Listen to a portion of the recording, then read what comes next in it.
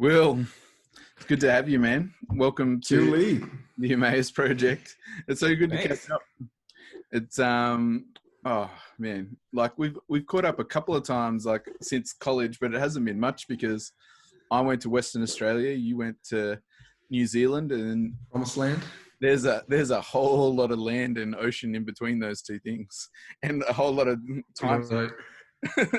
It's almost not Uh, almost different days in time zone. it's strange because we were really close. Like I remember we Yeah, would hang out heaps in between classes, sharing notes. But you when would you try. leave college, You life would just goes on. And you would try and get me to exercise more, or try and get me to run. That was, I think I went on running.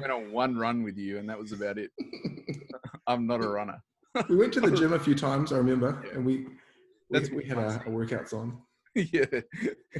The running's not my. I'm not a runner, as you, and, which is abundantly obvious to anyone who's ever seen me in real life.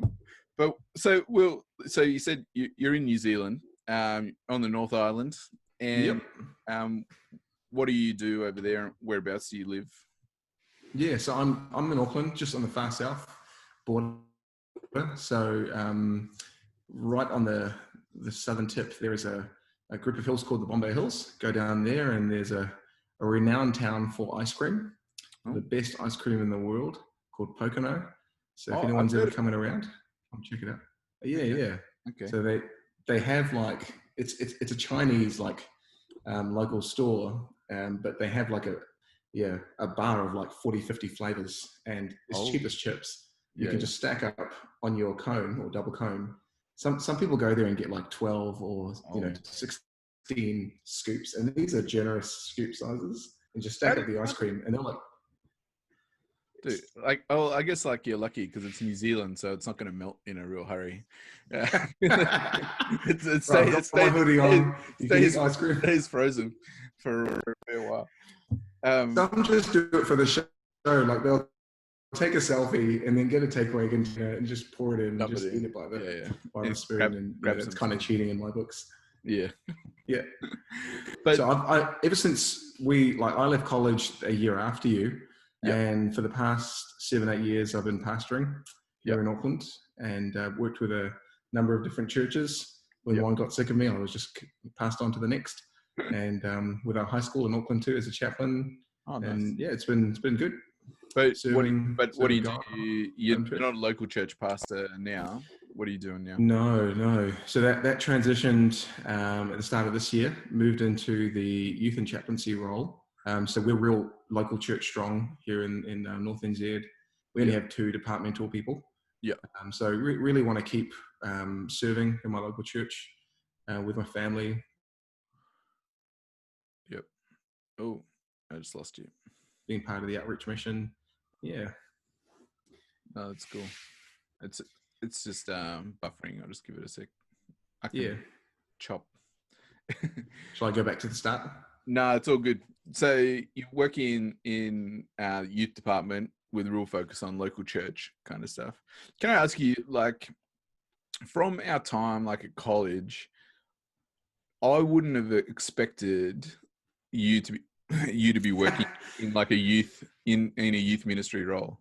What are you Like, trying to say, Dan? no, I'm not saying like that. It's not like that you're not good at it or that you're not those things, but that's not like a direction that I would have No. gone, oh, Will, yeah, nah, he's a youth ministry guy. Oh, totally. And I would have been the first to have put my hand up for that pathway as well. Yeah, I loved working with adults, a little bit of kids, but not in that high school youth, young adult. It just didn't, it wasn't an immediate gift set for me, probably because I had just come out of the age group and had quite a turnaround in my life. yeah, But God's really shifted things for me. And I think once I got to probably about my 4th or 5th year of ministry, mm, he really just put me in a place where I was thinking differently about where the church is. yeah, And I think he just changed my passions. And as the Spirit just gives gifts here and takes some away there, he just put me in a place where making disciples among the younger age groups and generations was a huge burden on my heart. Yeah. Oh, that's cool. Yeah, no, I'm glad you agreed with me that it wasn't just something that was my perspective. But Yeah. you said something in that response where you were saying like you'd only just you'd had like a drastic change in your life fairly recently before going to college. So how old you were pretty young when you came to college. So how old were you when you made the move to come and study to be a pastor?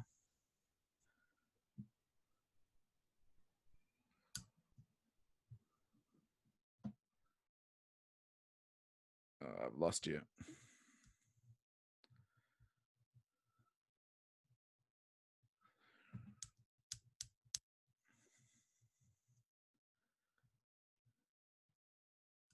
I came to college when it was a year out from high school, so 18, 19, Yeah. and it was in my last year of high school that I met God.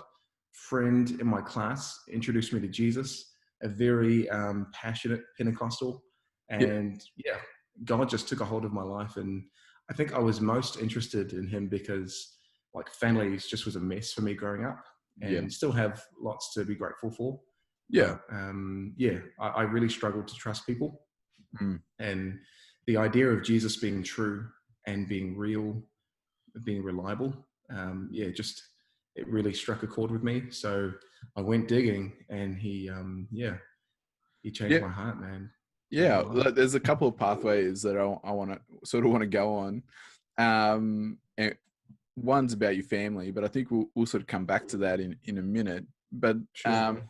how do you end up going to study ministry become an Adventist pastor when you get introduced to Jesus just like a year or two before Yeah.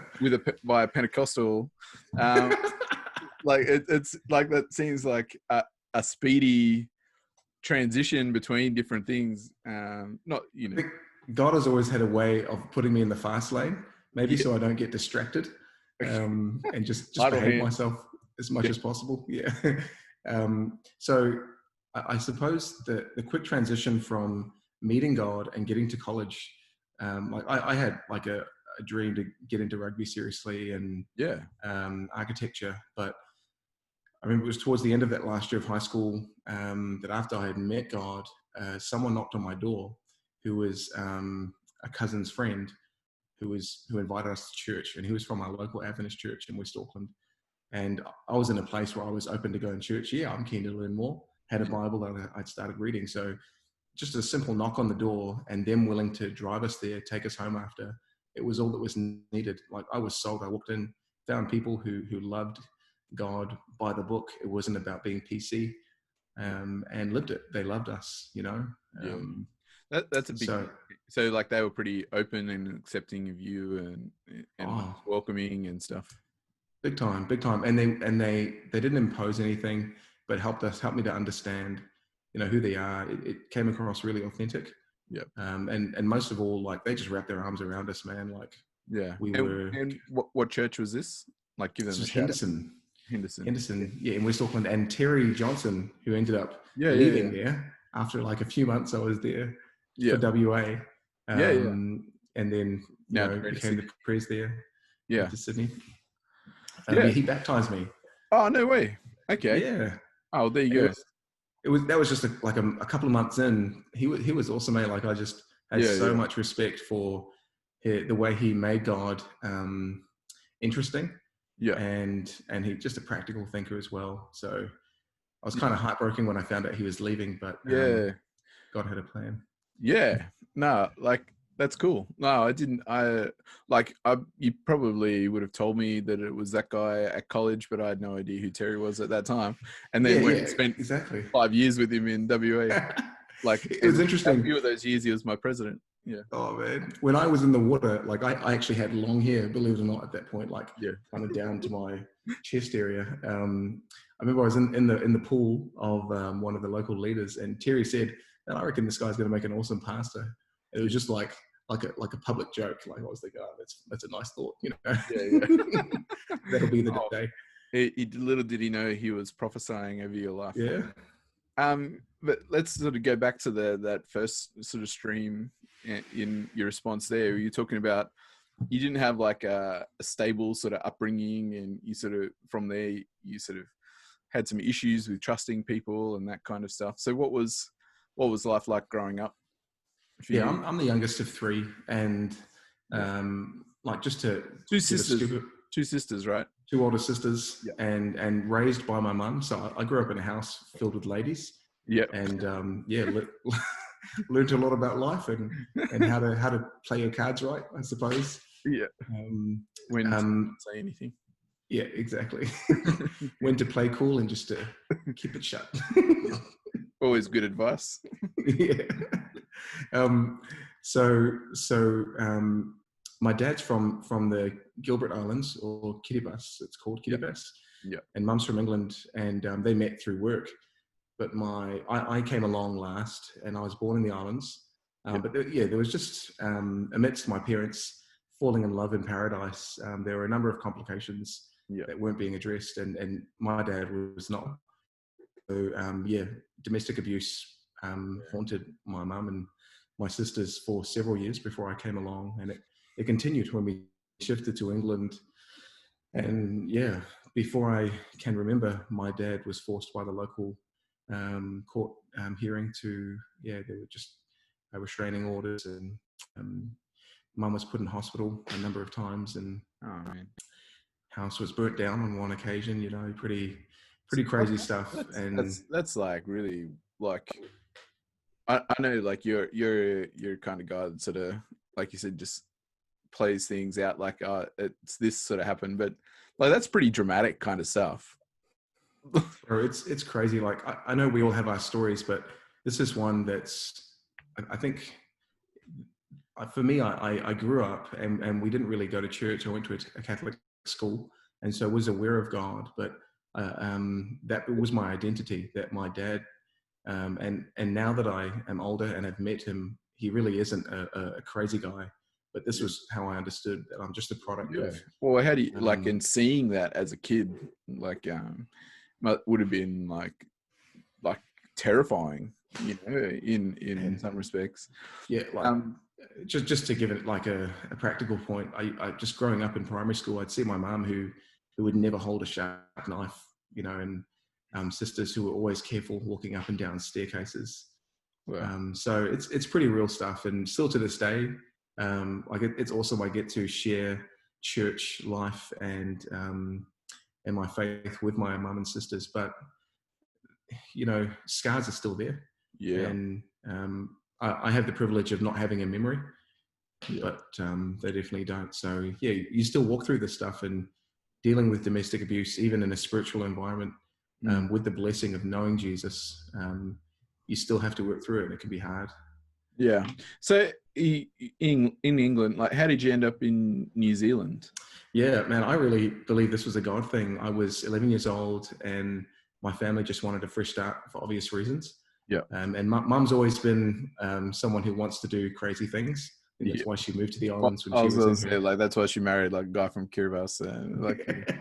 Exactly. That sort of fits, right? Yeah. Oh, just an amazing person, but she just doesn't like fitting the the status quo. Yeah. So we moved down under, and I think it was really to find peace. And little did we know we were going to find that by meeting God. And I think He led us here so that when I was in high school, that friend of mine was going to introduce me to Christ. And as years would progress, after going to college, I would be in a place where I could introduce my sisters to Him, and my mum as well. And I think my sisters are in a fairly committed place. Mum, like, she'll say Happy Sabbath and come to church very regularly, even goes to church without us now. Prior to lockdown. So like, I'm praising God. So does she live pretty close by to you guys? Mum's retired now, and she lives with us. Oh, nice. So cool. So we're together, and for me, like, a huge part of the way I can honor God and love my own wife and kids is just to live in the light of the scars of the past, and make sure that I'm doing everything I can to provide healing and to make sure the cycle doesn't continue through me.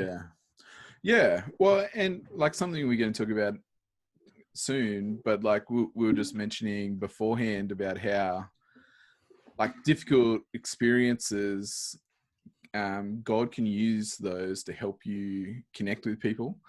And, so like I can only imagine like in New Zealand, like domestic violence is a significant problem, like as it is as it is in Australia and other places. Yeah. And so for you to have that horrible experience that nobody should have, but I think it's the definition of providence, like where where Paul talks about how all things work together for the good of those that love him. It's not that God causes bad things to happen, but that God can take those bad things and bring some good out of them. Yeah. And it's totally. Like that God can take that bad experience that nobody should have and that God didn't cause, but he can take that and bring good out of it by using you to be able to connect with people and to relate with people. And I like, that's for me, that's what that text really it's powerful, man. It makes me think of Joseph too. In hindsight, once he had reconnected with his brothers in Egypt, and he's like, God used this for good. Yeah. Sold me. What you meant for evil, God's used for good. Yeah. And so, like and that is pretty crazy, like example, because that they tried to kill one person, and through them trying to kill him, he actually saved like thousands of people. Like a whole nation of people were saved. Like, which is pretty like a wild thing to happen. His grace just transforms situations. It's incredible. Yeah. So moving forward, like you're young guy, go to college, sort of towards the end of college, you get married. Sort of take a bit of a break. And was it about a year like you spent back in New Zealand? Yeah, I disappeared, I think I took a semester off. I disappeared and then I came back married. Yeah, everyone was like, what just happened?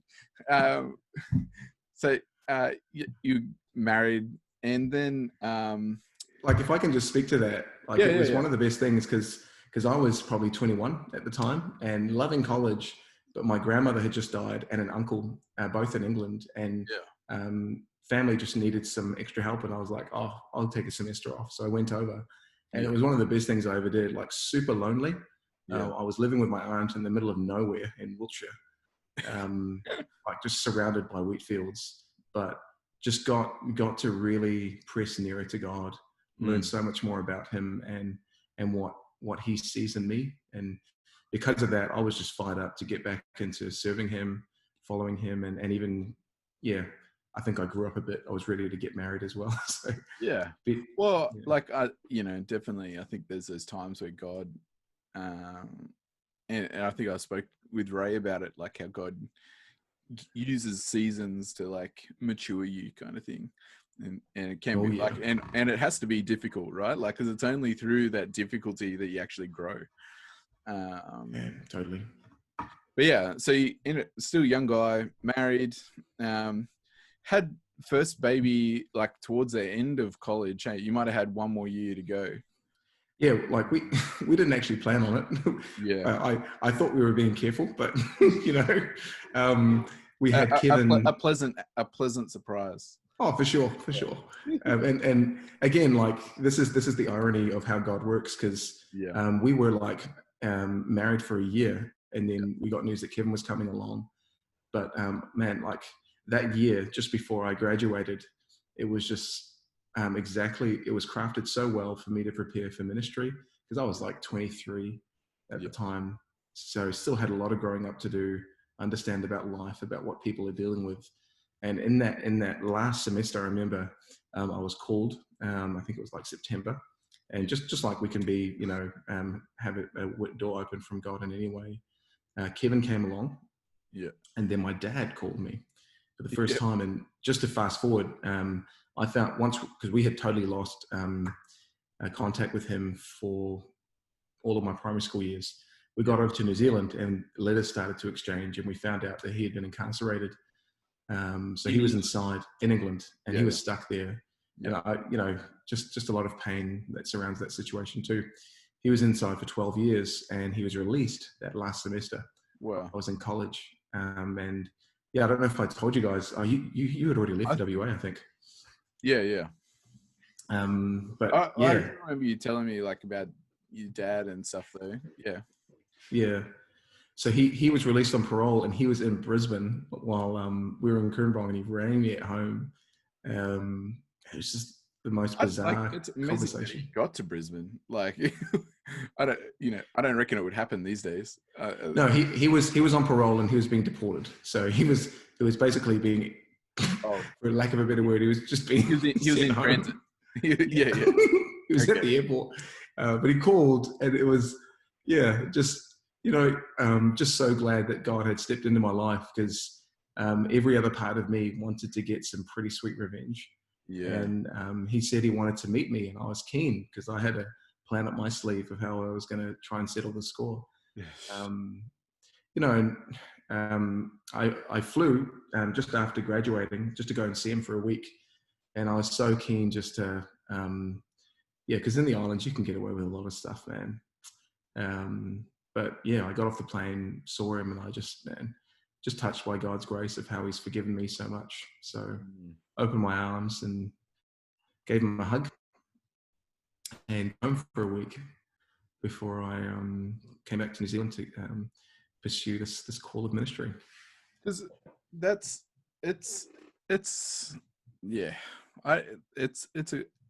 a hard thing, and for me, like we have different stories, but there's similar aspects to it. Like my dad was around. He was present for my upbringing, but he wasn't really present. If you know, like he was there, but I've never had a relationship with my dad in any kind of real sort of sense of the word. Like I couldn't tell you, like, and it's sort of, you know, for people that maybe like have had like a normal upbringing or whatever, like they might not be able to relate or understand, but like I have no recollection of my dad ever saying that he loved me, or that he was proud of me, or that he was, you know, like nothing. Like there was no sort of relate, like father, what you would sort of like imply, sort of what like you would think connection. father. Yeah. None of that. And so, like, you know, my parents ended up sort of getting divorced sort of after I'd left high school and stuff. And,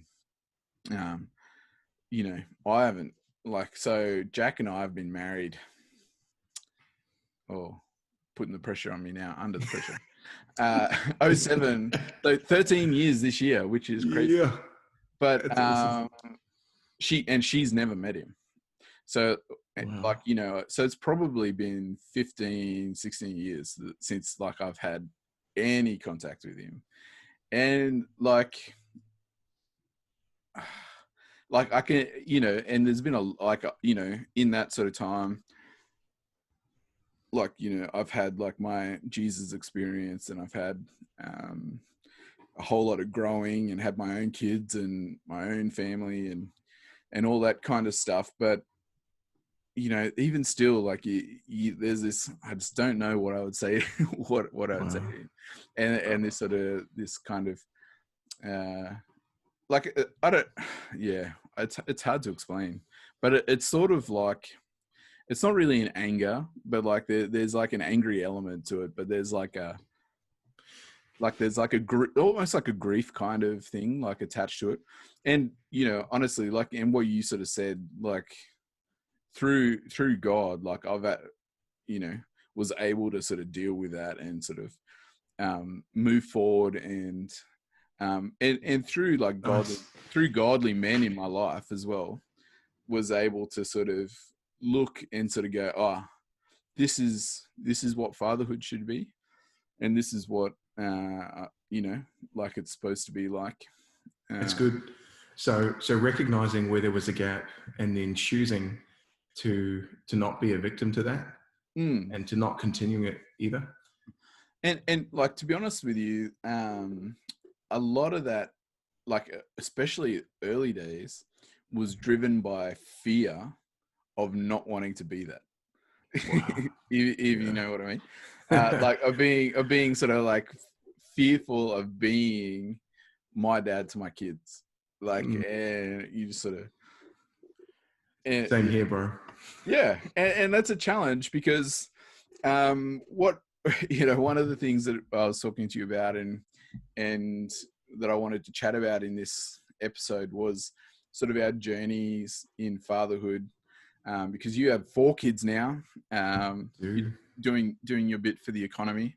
I've got 2, and my retirement plan. I'm okay with 2, and but like we have like that sort of fatherlessness background, but we've sort of had you had like a difficult journey in fatherhood in some ways, or extra challenges put in fatherhood. So I was just wondering if you want to talk about Kevin a little bit, or in your journey, your guys' journey there. I'll go, like, before I go there, I'll just say, because I think this is a point where so many can relate to.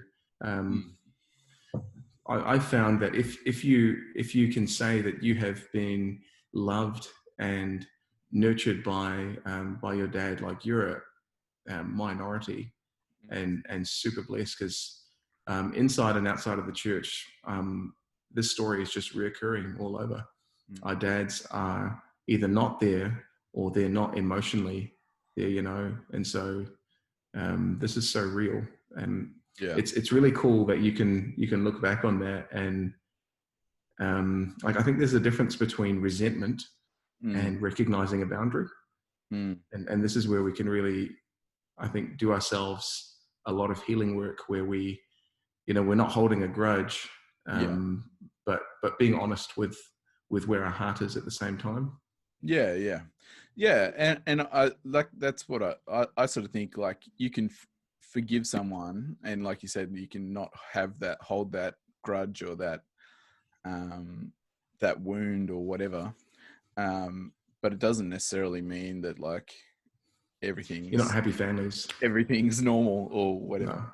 No. Because the forgiveness kind of thing, to a large extent, is for your own good, right? Like, because David talks about it, like, it's this thing where it's like rots your bones, like when you're holding on to stuff. Totally. And so yeah, but yeah, the culmination for that side of the story for me is, last year my dad died.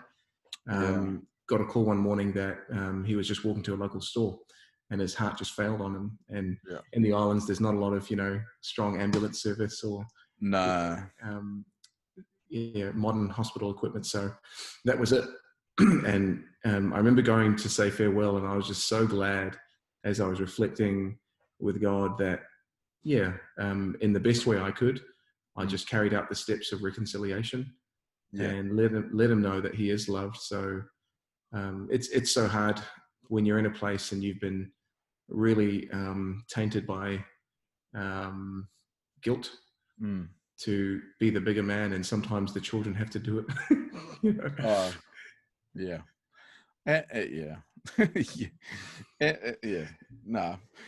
There's so many things I could say about that, but let's go back to your sort of journey, like with kind of fatherhood and having babies. So young dad, and I was kind of similar. I never wanted to be my dad. And so I think with any full-time role, if you're working, it's just, you have to try and work out that balance of being present and providing at the same time. So Kevin came along, and then 2 years later we had Abel, and then we continued to keep the production line going. And we had Uriah 2 years after that, and then 3 years ago we had Sammy Sonny. So four boys, and very energetic, just like their mum. And oh man, come on, don't make me drag your mum in here and ask you what you were like when you were a child. No, totally. Like, just as cheeky and adventurous as I am, but have their mum's good looks, which is a good thing. And yeah, I think the key thing about the journey with the boys is when Kevin came along, like it was just a beautiful time of learning. He was just had a fairly usual development through his first year. Yeah. And then when we had Abel, we noticed there was a huge difference. Yes. So Abel, just his eye contact was very very slim to none, and just the way he responded to us was super different. So yeah, we, as parents, you never want to jump to conclusion. Yeah. But we were conscious, and I'd spent some time in and out of college semesters just working with different additional needs people in the community. So yeah, I was aware that something possibly could be there. And in New Zealand, there's all sorts of different avenues with having diagnoses done, but went in a queue. And when Abel was 3, we went for him to be assessed with a pediatrician panel. And one of the most painful experiences we've done as a family, just going there, and they were lovely for what as best as they could be, but basically just having a handshake and a booklet handed to you, your child is on the autism spectrum.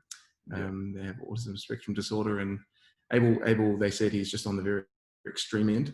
And you should see this kid. He's got bright red hair, and Beatrice and I used to have dark hair, and Beatrice, she's Tongan, so she's got fairly dark hair too.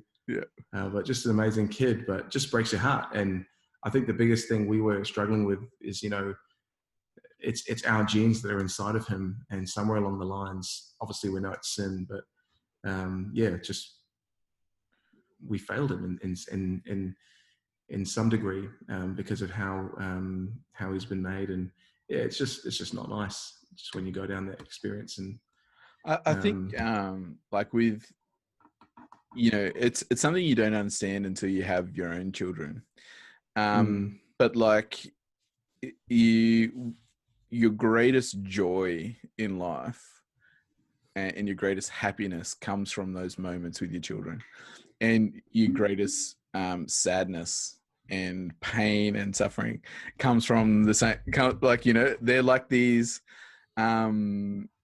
rods of like joy and suffering, and like it hits you. It hits you. Because like our journey with ASD is really different to that. But like, so with our boy, it's really, there was all like, it's really kind of funny, but like, it's not funny, but like from a baby, like we were always sort of going to doctors, like, there was always sort of things, like, he just didn't, like, didn't sort of sleep, and like he was hyper aware of stuff, and just sort of things like going, like, there's just like something kind of there.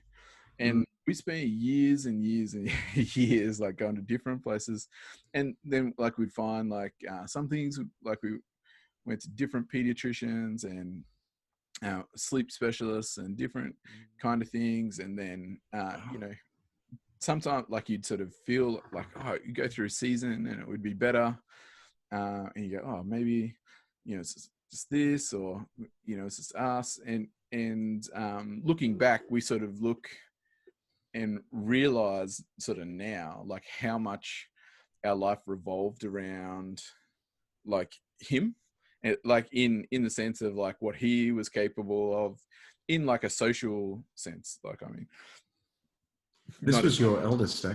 Yeah. Not in like an academic sense. I'm sort of talking about like in a social sense, and what he would cope with, and different things. And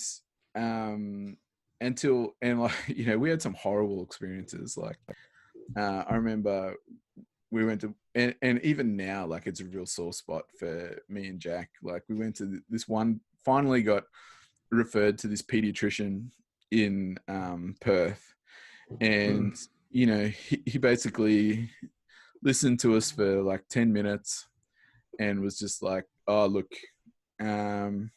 we could sort of do some investigations about like why, all this sort of stuff's happening and blah, blah, blah. But really, he essentially just told us we needed to do a parenting course. What? and like, it was just like this knife, like, and we had like Knox, and Knox was like a toddler and that sort of thing at this point. And we're going, like, they are completely different. Like we know, like, we know that because you got like a point where you can sort of judge it off, kind of thing. Yeah. And so that was pretty devastating until finally, and there was all sorts of different little things, and we go, oh, maybe it's this, and because he ended up needing glasses, and there's funny stories around, like when he finally got his glasses. I think he was in prep, and like he's walking out of the optometrist, and he's like just like putting his heads on like a swivel, looking around, and he's just like, whoa, it looks so different, like, because his eyesight wasn't great. But you just had no idea, like, so you go, oh, maybe it's that, and that's sort of like a reason for different things. And then like we finally saw like an OT about something completely unrelated to sort of that. And she does these tests with him and goes, oh, he's got sensory processing disorder. And that was like, that made sense for a lot of kind of things. And we're just like, oh yeah, like definitely ticked all the boxes. And then, we've been super blessed that we've had fantastic schools, that he's been involved in, and that, in Perth, like an awesome small Adventist school, smallish, and he had fantastic teachers there that loved him and sort of gave him personal sort of attention. And then over here in Queensland, like he's had this fantastic school as well that have sort of nursed him through school, kind of thing, until like it just wasn't sort of, there was still just not quite right. And it's always been in like it was sort of always in the back of our mind, like, oh, maybe he's on the spectrum, kind of thing. And he's had teachers that are going like, oh, like it's almost like he's on the spectrum. but then like, so we've had like a different experience, like where Abel's like been like on the sort of extreme end, Archie's sort of on a different part of the sort of spectrum. But I remember like we finally went to this psychologist who was fantastic, spent like a few hours with her, and she did like who's like a specialist in ASD stuff. Nice. Did the test, and she's like, yep, he definitely has ASD. And I remember, even though like we were pretty sure, right, like, and like had been pretty sure for ages, it was just like this bang, like devastating, like it's just this, and it seems really silly because but then as soon as like somebody like tells you, like you like you said, you sort of knew, but then like as soon as somebody actually goes, yeah, this, it's just like this, they acknowledged it. Yeah. So like, ouch. It's like I started my ministry when he was 2, and church has been like a battle for like 10 years because of Archie, because he'll go through school. So like when he was little, it's because he was hyperactive, and then goes to school, and then Saturday morning, like he's just exhausted because like he's had to like survive getting through school all week, and then it gets to Saturday morning, and like for him, the idea of like being surrounded by people again, and by having to go and in this sort of noisy environment and different sort of things, it just feels like hell to him Yeah. in that Yeah. sort of space. But how have you guys gone, like juggling like the ASD and church and sort of life like in general? Yeah. Because, yeah, it's a great question to ask, because you're right. It's a spectrum. Yeah. And I remember the pediatrician told us there is no hard evidence as to what causes it, which makes it so much more complex. You know, how the puzzle is the, Yeah. you Well, know, and the, there's not like oh, do this and you're okay, no, or no, yeah. it's not a quick fix diagnosis or prescription. Yeah. It's something that's still being understood, which is frustrating, because you want to know exactly what's best for your child or for someone in your community. Yeah. So like for us, we were learning as I was going to church every week preaching, Yeah. and Kevin in himself, like Kevin's probably more adventurous than Abel. Abel, there's just been no way to communicate, and like he's 6 now and he's still nonverbal and in his nappies. Yeah. But yeah, we would go to church, and to be honest, it got to a point where Beatrice would just stay home sometimes. Oh yeah. And But like, dude, it was the same. Like, even though, you know, like, and you know, people will meet Archie and like they won't necessarily even realize, like, exactly. but it's like behind the scenes, they have no idea of like what we've gone through over the last 11 years. Yeah. Yeah, and I totally like parenting at a typical church or an Adventist church. It's hard work in itself. Yeah. Because our churches are designed for adults. You know, we have Sabbath school rooms on the side. We have a little kid story, but which can I just like get my hobby horse out there? Like, I hate kid stories in church.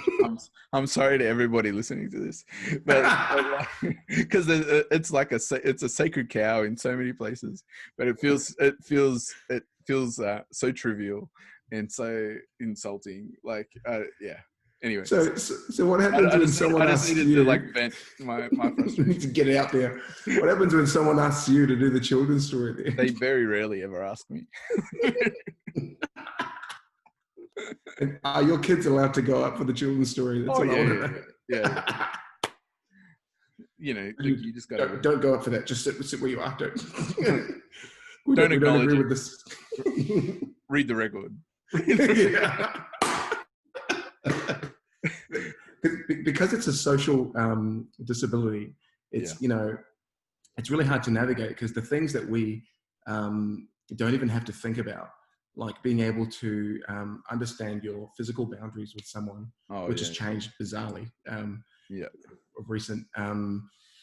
Being able to read someone's social body language and just hold a logical conversation. This is just it has to be explained to the T. And like our kids have just, because Uriah, he's been diagnosed on the spectrum. He's a lot more functional as well. And Samisani, he's going to have a diagnosis soon, but he is like the spitting image of Abel at the moment. So we're not really we're not really counting our best chips on this, kind of just in the realistic zone. And it's, you know, God is still leading and keeping us positive, but a lot of people just label my kids as just naughty, you know, and that we just can't control them. And for Beatrice, I think especially from a cultural perspective, this is like her nightmare when people immediately judge her as a bad parent. Like, she holds it so dear. So we've just learned to pick our battles. Some days we'll go to church and we'll just go for Sabbath school. Some days I'll go just with maybe Kevin and Uriah. Some days I'll just go on my own. And I think what I've done, it depends from family to family, because churches will have people who understand. And sometimes they'll have leadership that have things in place. But I think the best thing we can have is just a few families who have been appointed just to support these people, and largely it'll be done from a distance. Like it's hilarious. Sometimes we'll have these dear old saints, like these senior ladies, come and say, "Let me have the kids for a few minutes. You go inside and you know, enjoy worship." And it's the sweetest thing. On one occasion, we actually took them up on the offer, because Beatrice was I was playing piano and she was leading the song service. So we were like, oh, that'll actually be perfect. So we're like doing the music and 3 of the kids like run down the center aisle, grab the microphones at the front. Like I had this saying like about children. It's children are both humbling and sanctifying. Like, you know, they lead you to a place of humility, and they also are God's tools of sanctification. For the church. They will for the church, because they will push you to your limits, and they will reveal how wicked your heart really is. Like when they drive you to frustration and anger, you're just like, oh my gosh, why are you testing me like this? But you know, like it's a definite eye opener to where your heart actually is, and how much patience you actually have, and that's something. Too right. It's a sensory thing too. So, you know, every child on the spectrum will be able to process the different senses differently. Like Abel, he does a lot of, you know, ear holding, and he'll, you know, jitter and have mannerisms with his hand that are quite repetitive. And we get that. That's just how he's able to process the different noises and things that he's seeing around him. I think, and that's sort of similar. Like with like that's kind of one of our signs. Like with Arch is if he like how he's going. Like if he's starting to lose himself, like in like his own like little world kind of thing. It's like, oh, like he's just sort of like shutting down and like shutting out because it just becomes too much. And like it's because he's because they have like amazing gifts as well. Like in we were used to be like amazed at times, like growing up, like when Arch was growing up, like we'd read him a bedtime story or whatever, and like he'd pick a book that was just like too long, too long for me. And like it would be this book, and it would be one that we've read like before, you know. And when I say too long, it's like 15 pages instead of like 5 pages or whatever that I wanted to read, or 10 pages. And so like I try and like skip a page or like skip lines or whatever. And he couldn't read or anything like at this age. And he'd be like, hey, like you've missed a page. Like, so like he would know these books like off, and it could be something like we haven't read for months, and he would know that you've skipped lines or pages, and we were just like, it's amazing. Who are you that you know that you can do that thing? So like the processing thing is like it's a gift and a curse, like in some ways, because I sort of describe it to people like you know, our brains are like computer processors, right? And we sort of have these our senses are like motorways, and and like average people, the motorway just runs and like it's all sort of good. But and you can have sensory processing stuff and not be on the spectrum. But for kids, I think a lot of kids on the spectrum seem to have sensory processing stuff. It's like the motorways are just like flowing so fast that they're just absorbing every piece of information that their processor just can't keep up with it. And so the senses are acutely revved up, so it's a lot stronger, their sensitivity, than what we would. So like the psychologist we saw with Arch was like, you know, say you got like a piece of paper and he's doing a test, and you know the piece of paper's been there's a photocopying line on the piece of paper, and there's the questions. His eyes absorb, like give the same amount of preference to that photocopying line as every other piece of information. You know, and so like they've just got like this wave of information like hitting them, and so it's just that trying to process all that is so hard. But yeah, so like it's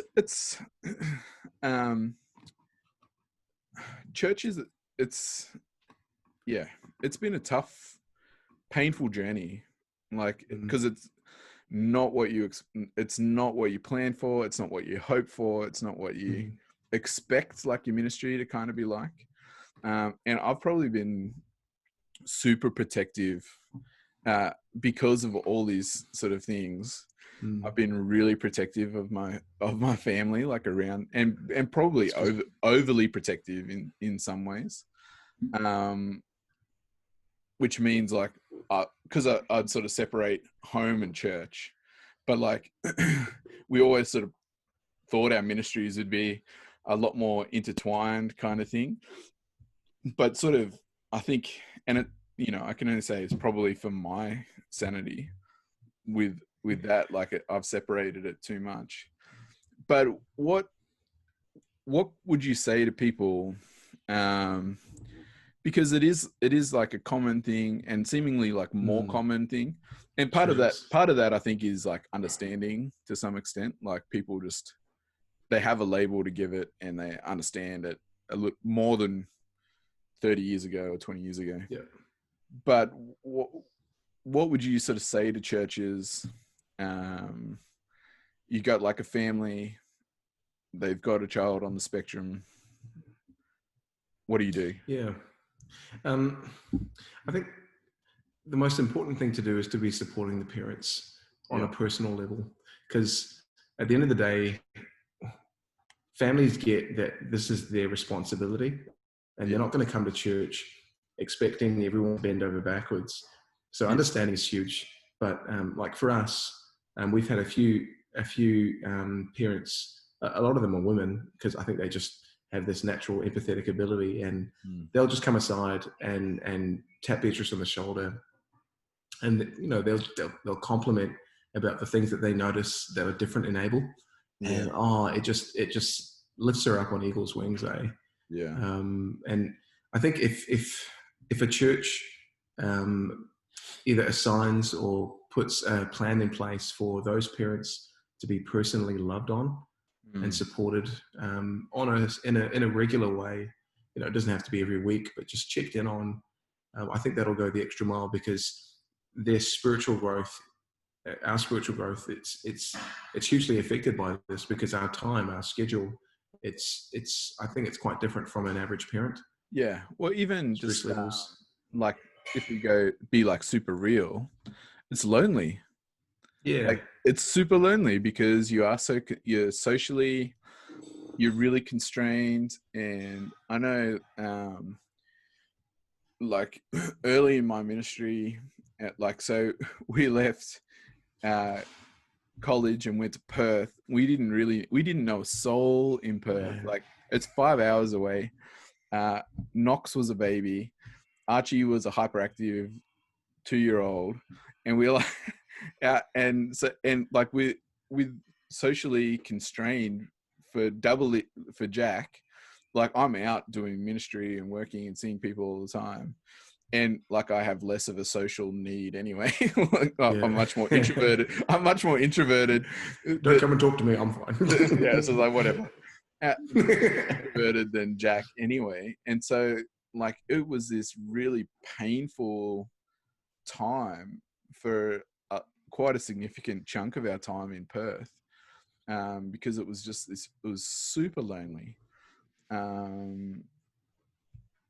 Yeah, and so like I really think like that's really good advice in the, you know, just reaching out to people and checking in on them, and just loving the parents. And I think, you know, there's well-meaning people,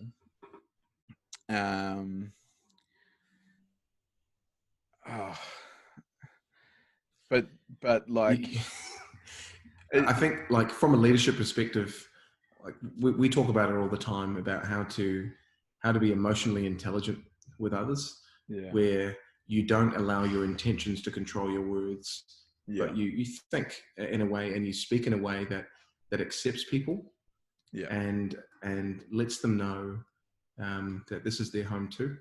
So like, a couple of times some people have really stuck their foot in their mouth with Beatrice, and I've pulled them aside and really put them in their place, because as with anyone who walks into one of our churches, it's not a place to be ostracizing people. Yeah. And as soon as you make a remark that is outside of really understanding someone, man, it's so damaging, eh? Out of ignorance, like really. Yeah. Some people just say things because they can't handle the silence. You know? Yeah. And like it's just you know, there's and some of the things like are kind of trivial, but like you as a one of the parents, like you get really upset about it. Or not upset about it, but like it's really annoying. Like it hits you. It hits you, like, you know, people make comments like, so Archie growing up, like this kid, he is the most stubborn person you will ever meet in your entire life. Wow. Like you cannot make him do something. Like he just flat out will not do it. I wonder where he gets that from. Yeah. But like, you know, like, and people will, and the poor kid, like you know, and it's part of, it's just like the growing thing, like as parents and stuff. But you know, like there's this sort of idea of, oh, kids need to eat what you give them kind of thing.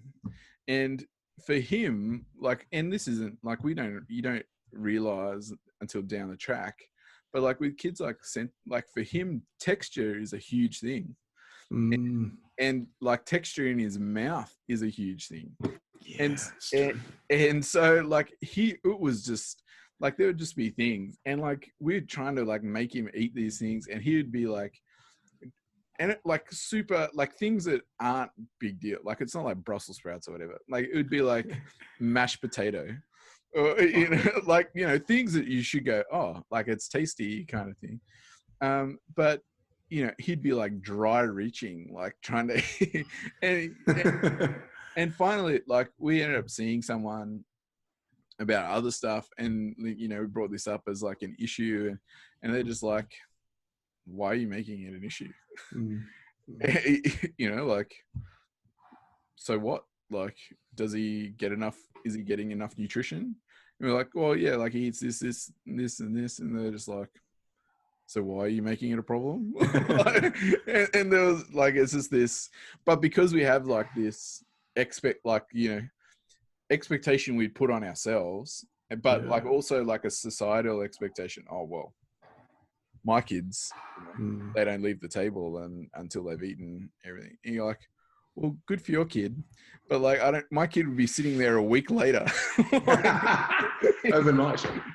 Like he just will not do it. Like, you know, you will not, like, you can't, like, you know, he is the definition of like a rock and an immovable force. Like, cannot get him to do, because it is, and like, but like, because we didn't understand what it was for him. Like, it's not just a fussy thing. It's like, you're making me do something that's like horrible.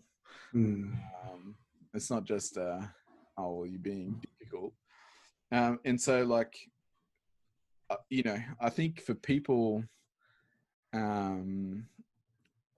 it's learning to speak a new language, and learning to see life from their perspective. So it really takes a lot of patience and willingness to acknowledge that we've been wrong and that we don't actually know the answer. So I love that. Like we hear from a specialist, you don't actually have to make that an issue. Like we've had some similar advice, and it's liberating. And for a church to acknowledge, we don't actually know what to do for you guys, but we're here with you through it. And we want to be a church that, you know, that is a home for you and your children. Like that. That's awesome. And that gets us through. And that's really cool. With what do you think? So like, you've had like a crazy parenting experience. What do you think? Just getting started. Oh mate, wait till we're starting to hit the adolescence kind of phase, and I'm not ready. I'm not ready. Not ready. I'm not ready. But take me, Lord. I'm ready. yeah. Oh man. But I'm just grateful I have boys. But Gotcha. But like, I think sort of like what we were talking about before. What do you think? What have you learnt through? What are your key sort of things that you've learnt through this sort of difficult experience? Yeah, good question. Man, like before I was married, I was like a super organized and OCD kind of person. I don't know if you remember, like I'll have all the assignment notes already, and life was good as long as I was at the helm. And yeah. I think in this case, very in control for sure. Yeah. in this case, it's learning to trust God enough where the things that even that I usually should be able to have a level of input towards, I don't, and learning to say it's okay to be in that place. Like I've just had to let go on so many accounts, and it's been really humiliating and growing at the same time. So it's been one of the best things for me to learn how to be patient and learn how to follow at the same time. And I think the best learning curve for me is actually let my children teach me. And like this is like parenting 101, but actually let their learning curves grow me at the same time. Like reflecting on my dad, like I think a key for me to be present is to really become more selfless as a man. And not just talk about it, but actually do it. So this really helps me just to put that into perspective. As I'm watching us grow and watching the battles that they're dealing with, just to rest in the privilege that God is on the throne, and I get to be His child, and so do they. And it's better that. Yeah. So. Man, like it's powerful stuff, because I think all kids teach you about God's grace, right? Like they're so forgiving, like and there's times like, and it's like with Arch where you just get like, it's just been, and it's pure selfishness on my own behalf, where you just get like really frustrated, like and like and like it's pure selfishness because he can't help it. It's me trying to force something on him, or an unrealistic. It's me putting my expectations onto him. Wow. True. And I think like it doesn't matter whether your kid has ASD or not. Like that's probably relevant to everybody. But I think what I want for our churches is to love families more, for sure, and to take their expectations away from families, and to just to love and to be present.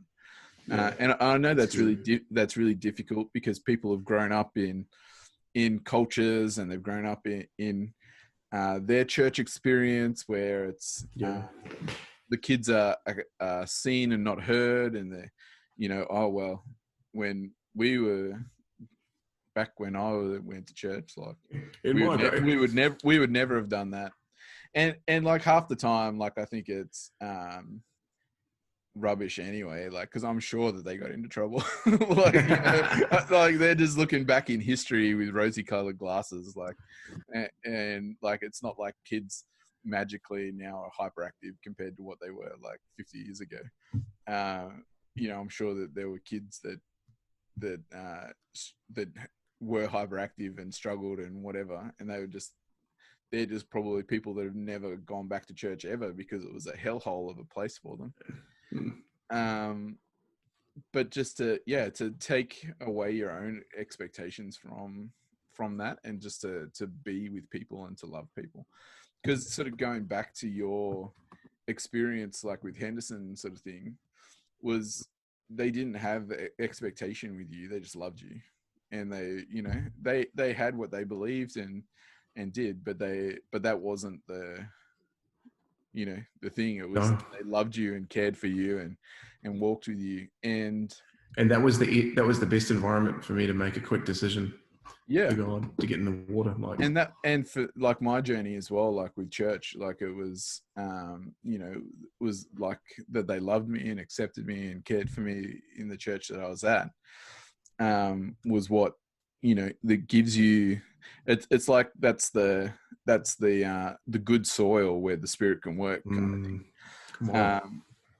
But like I think for a lot of families and our experiences testify to it, is that especially if you've got kids with some sort of needs, it's super lonely. It's a lonely experience. And I think for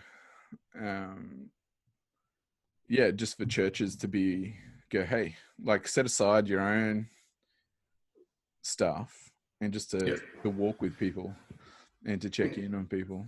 That's so good. And to do the help without being asked to. Like, I reckon majority of the time people won't ask you for help, even though you always say, let me know if you need a hand with anything. That's not really like but intentionally, actively do the favor. Like we've had people just turn up and just offer a helping hand, or give us a call. Like don't think about it or promise it, just do it.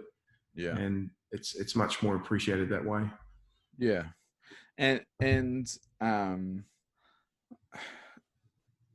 like for me, is I think it's the like part of that, the loving kind of thing is and this is I think is for all kids, is to get to know them, like whatever age you are, like and to to give them a high five when you see them and say their name, like hey, how you going, like because well, I've gone on a bit of a journey like with my church, and I don't know how well it's gone, but we've been on a journey about, and I sort of keep trying to emphasize that the first mission that God's given you is this community and the children in this community. Like you're happy to give money to happy to give money to something over there. You're happy to do this, you're happy to do that, but you don't know the names of the kids, the 20 kids that come to this church. And as the adult, that responsibility is on you. To know, to get to know them and to talk to them, and to, like that's your burden. It's not their burden to get to know you. It's your burden to get to know them, and that's what God's given you to do. And that's that's a difficult thing for a lot of older people, I think, because it's a very different way of looking at it. Some people are fantastic and do it naturally, and even for those who don't have their own children, and maybe that can be a painful thing, for those who have wanted to. We're a part of a community, and the children in your church, they're your children as well. So feel like it's something you're part of. Man, I think that like it's a pretty natural kind of ending sort of spot. We'll have to get together and talk about some ministry stuff sometime. But like and that my real heart for this was wanting to have the conversation about kids with needs and stuff out there in the church, because there is so much misunderstanding, there is so much and I think it's just that people just don't know what to do to some extent. Like it's good intentions a lot of the time, But again, like we're blessed that God has given us these. The blessing of these situations is that we can then like connect with people that are going through the same experience and have some empathy and that kind of thing. Good. Man, if you could, last question, if there was Good. one thing that you could change about the church or get the church to do today, like click the switch and the church has done this, what would it be? One thing. What's your one thing? That the most important gathering for the church is the disciple-making small group. So in whatever way that looks, if it's a home Bible study, if it's a Zoom catch-up with a few mates from the community, that me as a disciple maker for Jesus, that is the most important platform with my local church. If everyone was in that space, I think it'll be awesome. Yeah, like that's confronting and challenging, like because we like, it's easy to say, oh yeah, like we value that, but you go, hey, no, like that's actually your most important thing. Like, no, there'd be very few places that would sort of could say that, yeah, no, that's our most important thing that we do. That's it. How about you?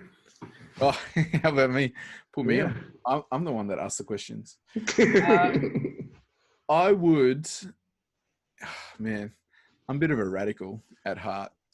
I would say that we would value people over buildings, and that we would, you know, like I was just talking with some guys today, and I'm like, can you imagine, like, if through this COVID thing we go, hey, let's sell all our property, let's sell all our church property, and we go, hey, like let's focus on our highest priority, our disciple making groups, and we, hey, like maybe we sell everything and we build a few convention centers or something that we can hire out, and we go, hey, once a month we all get together and celebrate and whatever, but like our priority is community, and I'm not saying that we wouldn't buy properties, but like what we would do is we would it would all the only properties we would have would be community engaging properties. So they'd be like cafes or op shops or counseling centers or like whatever it is the need. That's the only property we would have. And so good. Yeah. So like so that's a radical. I don't think we're ready for that conversation. but if you however, I think we have really grown where we're in a place where we recognize that people are more important than the building. We just haven't fully let go of that building side. We haven't like walked the neck. Well, we haven't gone, well, what does that actually mean? Yeah, exactly. And what's the logical steps? Follow that. Yeah. Man, crazy times. Thanks again, Will. Let's good. And thanks heaps for sharing about the difficult parts of your journey and both younger and through ministry and fatherhood, and appreciate your openness, and it's what makes the stories good. Hey, yeah, if it could be a blessing for someone else, then it's worth it. Thanks, Will.